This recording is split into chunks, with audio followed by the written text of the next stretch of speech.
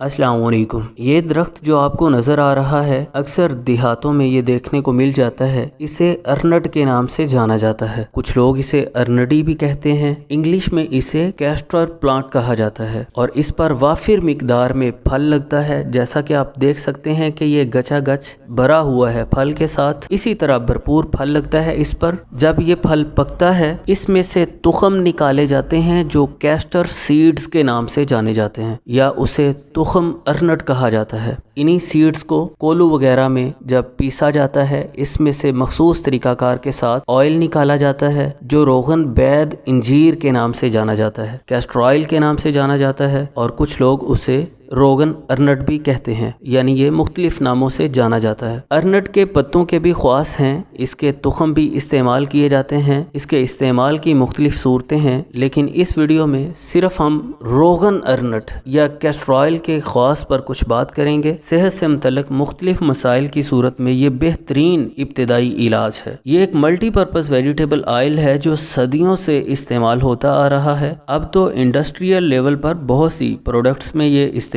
होता है। तो आज की वीडियो में इसके कुछ ख्वास से मैं आपको आगाह करना चाहूँगा ताकि बवक्ते ज़रूरत आप इससे इस्तेफादा कर सकें। ये बहुत ख़ास चीज़ है। रोगन बैद इंजीर का मिजाज गर्म खुश्क होता है। ये मुसहिल है, बलगम को खारिज करता है, आंतों के कीड़ों को हलाक करके बदन से निकालता है, कब्ज वगैरह को दूर कर देता है, आंतों की हरकत को बेहतर करता है, जोड़ों के दर्द की सूरत में भी मुफीद रहता है। इसे एक आला किस्म के जलाब आवर के तौर पर जाना जाता है, यानी ये एक कुदरती लेक्सेटिव है जो कि आंतों की खुश्की को ख़त्म करता है। कब्ज की सूरत में ये सबसे पहला इलाज है और इफेक्टिव इलाज है। अलबत्ता इसका लॉन्ग टर्म इस्तेमाल नहीं करना चाहिए। इसके इस्तेमाल की सूरत की तरफ भी हम आते हैं इंशाअल्लाह बाद में। पहले इसके कुछ ख्वास से मैं आपको आगाह कर दूं। कब्ज की सूरत में इसका लॉन्ग टर्म इस्तेमाल नहीं किया जाता, लेकिन इब्तिदाई तौर पर यह बेहतरीन इलाज है। ये कुदरती मॉइस्चराइजर है, यानी जिल्द की खुश्की को ख़त्म करता है, स्याहियाँ और दाग धब्बे ख़त्म करता है, सोजिशी असरात को ज़ायल करता है और कील मुहासों को भी ख़त्म करता है। ये सर और बालों की खुश्की को ख़त्म करता है। सर पर लगाने से बालों की चमक बहाल हो जाती है, खुश्की सिकरी का खात्मा हो जाता है। बात करें इसके इस्तेमाल के तरीकाकार की तो कब्ज की सूरत में